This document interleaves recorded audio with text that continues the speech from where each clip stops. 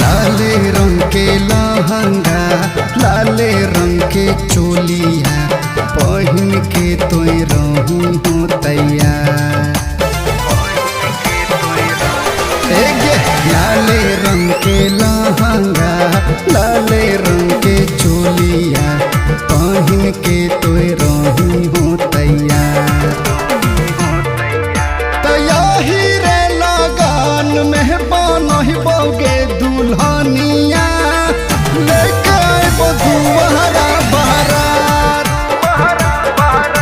तैयाही रे लगान में बनहिबोगे दुल्हनिया लेके आइबो दुआरा बारात। हजारीबाग से डीजे मंगाइबो चतरा से आइबो बारात के छौड़ी गर्दा उड़ाइबो के छौड़ी गर्दा उड़ाइबो।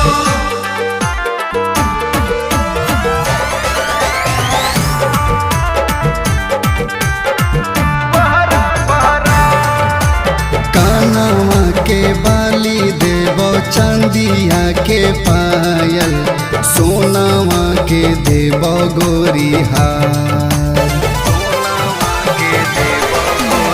कानवा के बाली देवो चांदिया के पायल सोनावा के देवो गोरी हार। तैयाही रे लगान में बनहिबोगे दुल्हनिया मंगिया में भरबो सिंगार। तैयाही रे लगान में बनहिबोगे दुल्हनिया मंगिया में भरबो सिंगार।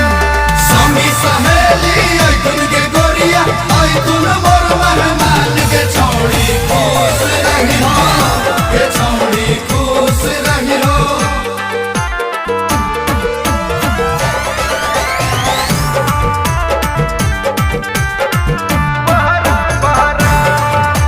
हाथावा में मेहंदी रचाई है केसिया में गजरा ओठावम लगाई है लाली लाल।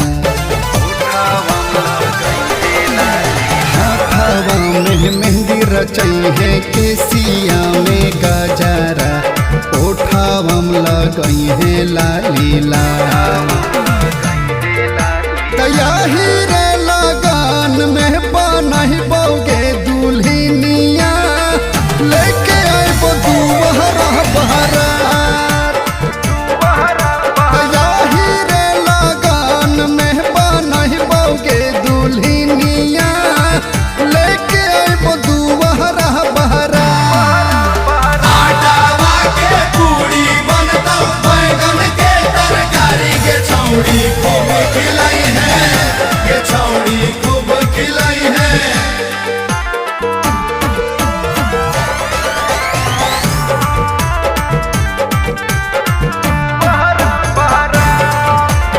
अंगना दुआर सजता टोलावा महाला खूब हो तो खुशिया बहार। अंगना दुआर सजता टोलावा महाला सती सुहाना बनतोगे भाता। तैयाही रे